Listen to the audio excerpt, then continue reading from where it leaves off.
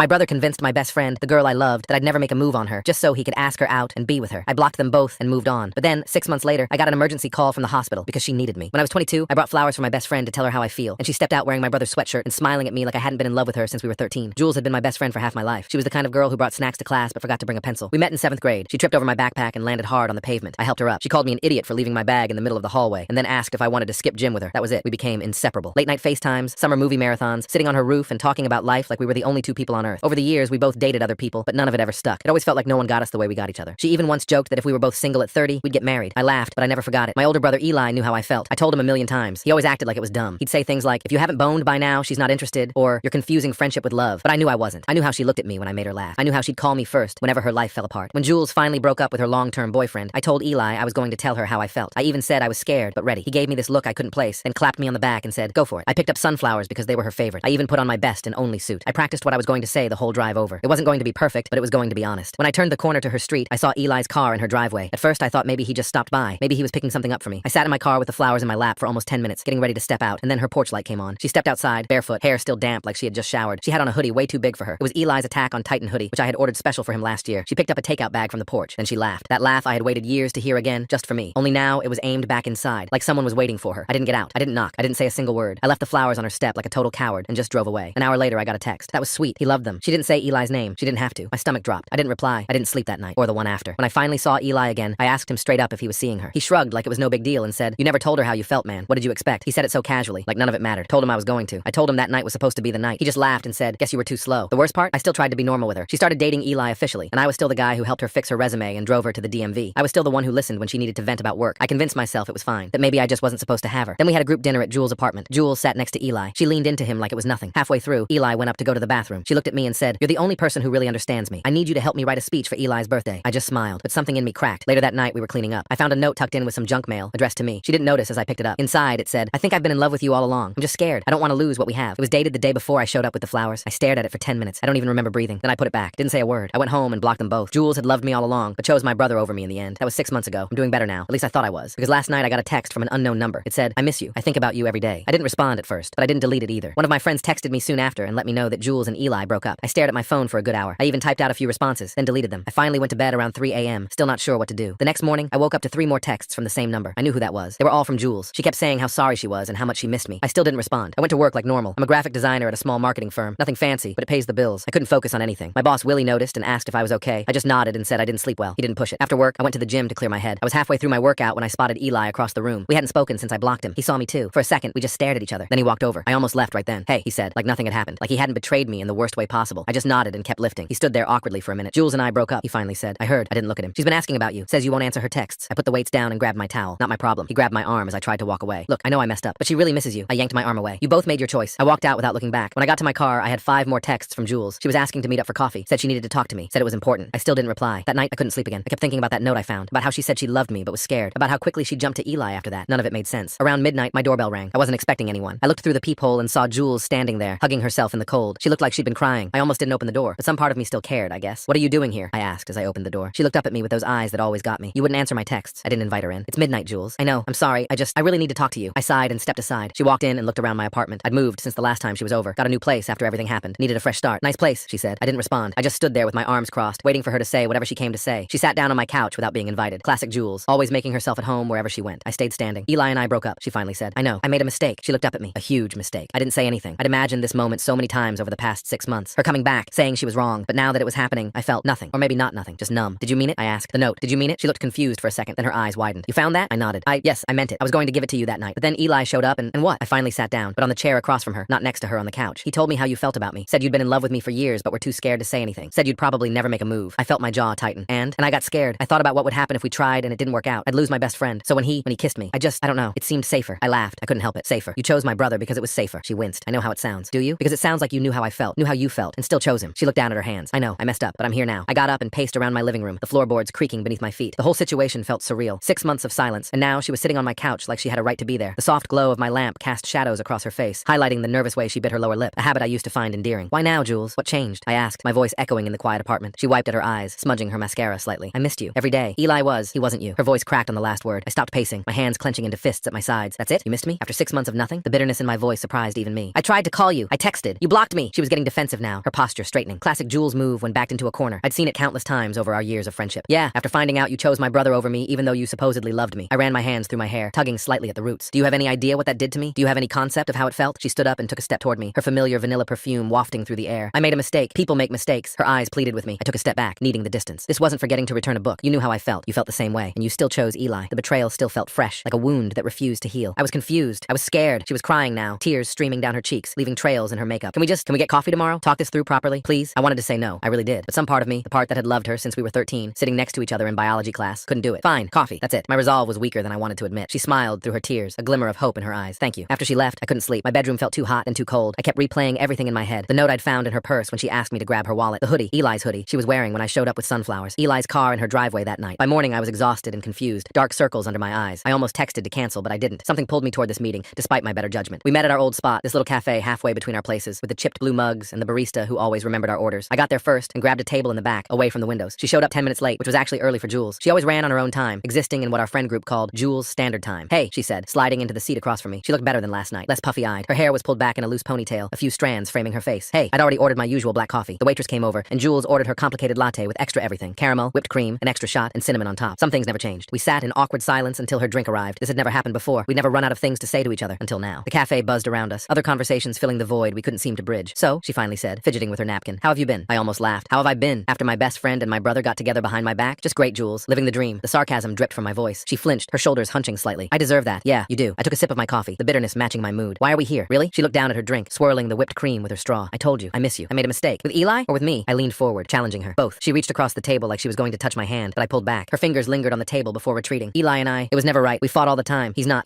like you. I sat back in my chair, the wood creaking under my weight. So what? I'm your backup plan now that things didn't work out with him? No, it's not like that. She looked genuinely hurt, her eyes wide and pleading. I've been thinking about you this whole time, about us, about what could have been, while you were with my brother. The words hung in the air between us, heavy and accusatory. She didn't have an answer for that. We sat in silence again. I watched her stir her latte, adding even more sugar from the little packets on the table. Some things never changed, like her sweet tooth that defied all logic. Do you and Eli still talk? She finally asked, her voice small. I frowned, my coffee cup pausing halfway to my mouth. What? I was just wondering if you and Eli still talk. After everything, she wouldn't meet my eyes. Something felt off. The question seemed loaded, like there was more behind it. Number I blocked him too, remember? Haven't spoken to him since that night. She nodded too quickly. Right, of course, I need closure, you know, with both of you. And there it was. The real reason for this meeting. The realization hit me like a punch to the gut. You don't miss me, do you? You miss being chosen. Her eyes widened, panic flashing across her face. What? No, that's not. You're here because Eli dumped you, and now you're trying to make sure you don't lose me too. I stood up, my chair scraping loudly against the floor. You don't want me, Jules. You just don't want to be alone. That's not fair. She was crying again, mascara smudging beneath her eyes. I do miss you. I do care about you. Maybe you do, but not the way I need you to. I dropped some cash on the table for my coffee, probably more than necessary. Goodbye, Jules. I walked out without looking back. This time, she was the one staring at a door that never opened. The irony wasn't lost on me. I drove around for hours after that, the radio playing softly in the background. I ended up at the beach, just sitting in my car and watching the waves crash against the shore. The rhythmic motion was soothing, hypnotic. My phone kept buzzing with texts from Jules, but I didn't read them. I was done. The afternoon sun cast long shadows as it began its descent toward the horizon. When I finally went home, I found Eli sitting on my doorstep, hunched over his phone. Great, just what I needed. He looked up as my car pulled in, his expression a mixture of guilt and determination. What do you want? I asked, not bothering to hide my annoyance as I slammed my car door. He stood up, brushing off his jeans. Jules called me. She was pretty upset, and I crossed my arms, keeping my distance. And I wanted to make sure you're okay. He shoved his hands in his pockets, looking uncomfortable. I laughed, a harsh sound that didn't contain any humor. Now you care if I'm okay? That's rich. I pushed past him to unlock my door, the key sticking slightly as it always did. He followed me inside without being invited. Apparently, boundary issues ran in the family. The living room still held traces of Jules' visit from the night before. A water glass on the coffee table, the cushions slightly indented where she had sat. Look, I know I messed up, he said, hovering near the doorway. But Jules and I are over, for good. I turned to face him, studying my brother's features that were so similar, yet so different from my own. Why are you telling me this? Because she loves you, man. She always has. He ran a hand through his hair, a nervous habit we both shared. I shook my head. Number she loves the idea of me, the safety net, the backup plan. Eli sighed, his shoulders slumping. That's not true. She was a mess after you blocked her. She talked about you constantly. While she was dating you, that must have been fun. I couldn't keep the bitterness from my voice. He had the decency to look embarrassed, his cheeks flushing slightly. It wasn't great, but that's why we broke up. She couldn't get over you. I didn't know what to believe anymore. My head was spinning with conflicting emotions. Just go, Eli. I'm tired. And I was, bone deep exhausted from the emotional whiplash of the past 2 days. She's at Angela's place, he said as he headed for the door. If you change your mind. Angela was Jules' roommate from college. They still hung out sometimes, sharing a love for obscure indie films and craft beer. I didn't respond. I just closed the door behind him and collapsed on my couch, the same spot where Jules had sat the night before. The next day was Saturday. I woke up to more texts from Jules, and now some from Eli too. I ignored them all and went for a run, pushing myself harder than usual. I needed to clear my head. The morning air was crisp, filling my lungs as I pounded the pavement, trying to outrun my thoughts. When I got back, sweaty and slightly out of breath, there was a package on my doorstep. No return address. I opened it cautiously, half expecting something dramatic. Inside was a photo album, our photo album. Jules and I had started it in high school, adding pictures every year. I thought she had it. I flipped through it slowly, sitting on my front steps. There we were at prom, both with different dates, but somehow still in most of each other's pictures. There we were at graduation, making stupid faces with our caps askew. College road trips in my old Corolla. Her 21st birthday when I held her hair back all night as she hugged the toilet. My dad's funeral, where she didn't leave my side for 3 days straight, bringing me food I didn't eat and making sure I showered. At the end, there was a new picture, one I'd never seen before. It was from that night 6 months ago. Me, standing on her porch with sunflowers, looking through her window. She must have taken it before she came outside. sighed. Before I saw her in Eli's hoodie, I looked so hopeful, so nervous, so in love. The sunflowers were bright against the twilight, a splash of color in the fading light. Underneath, she'd written in her loopy handwriting, "The moment I made the biggest mistake of my life." I closed the album and put it aside. I wasn't going to let her manipulate me like this. She'd made her choice. Now she had to live with it. But the image stayed with me, my own face looking back at me, full of hope that was about to be crushed. I spent the rest of the weekend ignoring my phone. By Monday, the texts had stopped. I went to work, trying to focus on normal life again. Willie gave me a new project, which helped keep my mind busy. The familiar routine of coding was comforting, logical in a way that relationships weren't. On Wednesday, I ran into Angela at the grocery store. She pretended to be surprised to see me, but I knew better. This was Jules' favorite store, even though it was nowhere near her apartment. Angela was clearly on a reconnaissance mission, her casual browsing too deliberate to be coincidental. "How are you?" she asked, blocking my path in the cereal aisle, her cart positioned strategically. "Fine," I said, trying to move past her, my own cart half filled with bachelor basics. "Jules is a mess," she said bluntly, not one to hit around the bush. "She's barely eating, barely sleeping." I sighed, gripping the handle of my cart tighter. "That's not my problem anymore." Angela crossed her arms, her bracelets jangling. "She made a mistake, a big one, but she loves you. She has a funny way of showing it." I tried to keep my voice neutral, but the hurt seeped through. "Look, I'm not defending what she did. It was messed up, but I've known Jules for years, and I've never seen her like this." Angela's concern seemed genuine. Her usually sarcastic demeanor softened. I grabbed a random box of cereal just to have something to do with my hands. "What do you want from me, Angela? Just talk to her. Really talk. That's all." She stepped aside, finally unblocking my path. I put the cereal in my cart. "I'll think about it." I didn't think about it, or at least I tried not to. But that night, I found myself scrolling through old photos on my phone. Jules and me at the state fair last year, cotton candy in her hair. Jules falling asleep on my shoulder during movie night, her face peaceful. Jules making that ridiculous face she always made when she was trying not to laugh, her nose scrunched up and eyes crinkled. I missed her. Not just the romantic possibility of her, but her friendship, her stupid jokes, the way she always knew what I was thinking. 6 years of friendship, gone in an instant because of one bad decision. The realization sat heavy in my chest. The next day, I got a call from a number I didn't recognize. I almost didn't answer, but it was a local area code, and something made me pick up. "Hello? Is this Marcus?" A woman's voice I didn't recognize, professional and slightly rushed. "Yes, who's this?" "This is Beverly from Memorial Hospital. You're listed as Jules Parker's emergency contact." My heart dropped, a cold fear washing over me. "What happened? Is she okay?" "She was in a car accident. Nothing life-threatening, but she's asking for you." I didn't even think. "I'll be right there." I drove to the hospital in a daze, running a yellow light and barely noticing. All the anger, all the hurt, it was still there, but suddenly none of it mattered. Jules was hurt. She needed me. That was all I needed to know. The hospital parking lot was crowded, and I had to circle twice before finding a spot. When I got to her room, she was sitting up in bed, looking pale but alert. She had a bandage on her forehead, and her arm was in a sling. The hospital gown was too big for her, making her look smaller than usual. "You came?" she said, sounding surprised, her voice slightly hoarse. "Of course I came." I stayed by the door, not sure if I should come closer. The room smelled of antiseptic and the faint floral scent of whatever they used to clean the floors. "I didn't think you would." She looked down at her hands, one of which had an IV attached. "After everything." I moved to the chair beside her bed, the vinyl squeaking as I sat down. "What happened?" "Some idiot ran a red light, T-boned my car." She tried to smile, but it looked more like a grimace. My poor Civic didn't make it. "But you're okay?" I couldn't help the concern in my voice. "Concussion, dislocated shoulder, some cuts and bruises. I'll live." She looked at me directly, her eyes clearer than they had been at the cafe. "I'm sorry they called you. I never updated my emergency contacts." "It's fine." I shifted uncomfortably in the chair. "Is there someone else I should call? Your mom? Angela?" She shook her head, wincing slightly at the movement. "Mom's in Florida. Angela's coming later." She hesitated, picking at the edge of her blanket. "Eli stopped by earlier." I tensed, my jaw clenching involuntarily. "Oh, I didn't ask him to." He heard from Angela. She seemed eager to clarify this point. We sat in awkward silence. A nurse came in to check her vitals, her cheerful efficiency a stark contrast to the tension in the room, then left us alone again. "Thank you for coming," she finally said. "I know you hate me right now." "I don't hate you, Jules." I sighed, the admission feeling like a weight lifting. "I'm angry. I'm hurt, but I don't hate you." She nodded, a tear slipping down her cheek. "I got your flowers, by the way. The sunflowers." That night, I froze, my breath catching. "What?" "After you left. I found them on the porch." She looked away, toward the window where afternoon light streamed in. "I knew they were from you. But you texted me saying he loved them, like they were for Eli." The memory still stung. She winced, closing her eyes briefly. I panicked. I didn't know what to say. I thought you knew I was with Eli and were just being nice." "Being nice?" I stood up, the chair scraping against the floor. "I was there to tell you I loved you." "I know that now." She tried to reach for me, wincing at the movement. I didn't then, not until later, when Eli told me. I paced the small hospital room, running my hands through my hair. "This is insane. This whole situation is insane." "I know." She was crying now, tears streaming down her face. "I messed everything up. I was scared of losing you, so I pushed you away. How stupid is that?" I stopped pacing, turning to face her. "Why Eli, of all people? Why my brother?" She looked miserable, her shoulders hunched. "He was there. He was safe. He wasn't you. What does that even mean?" I struggled to understand her logic. "It means I was terrified of ruining what we had." She was almost shouting now, her voice echoing in the small room. "You were my best friend, the most important person in my life. What if we tried, and it didn't work out? I'd lose everything. So instead you chose my brother, guaranteeing you'd lose me anyway?" I shook my head, bewildered. "That makes no sense, Jules." "I know it doesn't. I wasn't thinking clearly." She wiped at her tears with her good hand. "And then it was too late. You found out, you blocked me, and I was stuck in this relationship I never really wanted." I sat back down, suddenly exhausted by the emotional roller coaster. "Why didn't you just break up with him?" I tried, multiple times, but then he'd talk about how it would ruin his relationship with you forever, and I'd feel guilty. She looked down at the hospital bracelet on her wrist. He knew exactly what to say to make me stay. That ship had already sailed. My voice was flat. "I know that now." She reached for my hand, and this time I let her take it. Her fingers were cold against mine. "I'm so sorry, Marcus, for everything." I looked at our hands together. It felt right, even after everything, like pieces of a puzzle that belonged together. "I need time, Jules. This is a lot to process." She nodded, squeezing my hand gently. "I understand." I stood up, reluctantly letting go. "I should go. Let you rest." "Will you come back?" She looked so vulnerable asking it, her eyes wide and uncertain. "Yeah," I said after a moment. "I'll come back." I visited her in the hospital the next 2 days. We talked about everything except us. Work, friends, the terrible hospital food, the nurse with the interesting tattoos. It was almost like old times, except for the elephant in the room. She was released on Saturday. Angela picked her up, but Jules asked if I could come over that night to talk. I agreed, but I was nervous. I still didn't know what I wanted. Part of me was still angry. Part of me still loved her. Part of me was terrified of getting hurt again. I spent the day cleaning my apartment, a nervous habit that at least had productive results. When I got to her apartment, Angela let me in, then conveniently remembered she had plans. Jules was on the couch, looking better than she had in the hospital, but still bruised, the colors fading from purple to yellow-green. She was wearing an oversized sweater I recognized as one of her favorites. "Hey," she said softly, tucking her legs underneath her. "Hey." I sat in the chair across from her, not ready to be too close. The familiar scent of her apartment, vanilla candles and the lavender detergent she always used, brought back a flood of memories. "Thanks for coming." She adjusted her sling, wincing slightly. "And for visiting me in the hospital." I nodded, noticing morning, the photo album I'd received was on her coffee table. How are you feeling? Better. Still sore. She took a deep breath, her good hand fidgeting with the edge of her sweater. I need to tell you something. Here it comes, I thought. Okay. I saw Eli yesterday. He came by to check on me. Her voice was steady, but I could see the nervousness in her eyes. I tensed, preparing for the worst. And I told him I couldn't see him anymore. Not even his friends. Not for a while. She said it firmly, like she'd rehearsed it. I wasn't expecting that. The admission caught me off guard. Why? Because it's not fair to any of us. This weird triangle. She looked at me directly, her gaze unwavering. I chose wrong, Marcus. I've been choosing wrong for months. I don't want to make that mistake again. I didn't know what to say. Part of me was relieved. Part of me was still skeptical. The silence stretched between us, filled only by the soft ticking of the clock on her wall. I found the photo album, I finally said, gesturing to it on the table. She nodded, a small smile playing at her lips. I left it for you. I wanted you to remember. Us, the real us. Not what happened these past few months. That picture at the end, of me on your porch. The image was burned into my memory now. I took it when I saw you pull up, before Eli called me back inside. She looked down, shame coloring her features. I was so happy to see you there. I thought maybe, but then I got scared again. I leaned forward, resting my elbows on my knees. Are you still scared? Terrified, she admitted, her voice barely above a whisper. But I'm more scared of losing you forever. We talked for hours after that. Really talked, like we used to. About everything that had happened. About how we felt. About what we wanted. The night deepened around us, the city lights twinkling through her window. By the time I left, it was almost morning, the sky beginning to lighten with the promise of dawn. So, where does this leave us? She asked as I was heading out, standing in her doorway with her good arm wrapped around herself. I turned back to her, taking in the sight of her. Bruised, vulnerable, beautiful. I don't know yet, but I'm willing to find out. She smiled, a real smile this time, reaching her eyes. That's all I'm asking for. I went home feeling lighter than I had in months. Not fixed, not perfect, but hopeful. Maybe we could find our way back to each other. Maybe we could even find something better. The next day, I got a text from Eli asking to meet. I almost ignored it, but decided I needed closure there too. We met at a bar downtown, the Sunday afternoon crowd sparse. It was awkward at first, both of us nursing beers and avoiding eye contact, the sports game on the TV providing background noise. Jules told me you visited her in the hospital, he finally said, picking at the label on his bottle. I nodded, tracing a water ring on the wooden table. She told me you did too. Yeah, he took a long sip of his beer, his Adam's apple bobbing. She also told me she doesn't want to see me anymore. She mentioned that. I kept my voice neutral, watching his reaction. He looked at me directly, his eyes, so similar to mine, searching my face. Are you two getting back together? We were never together in the first place, I reminded him. But I don't know. Maybe. Eventually. He nodded slowly, his shoulders relaxing slightly. I really am sorry,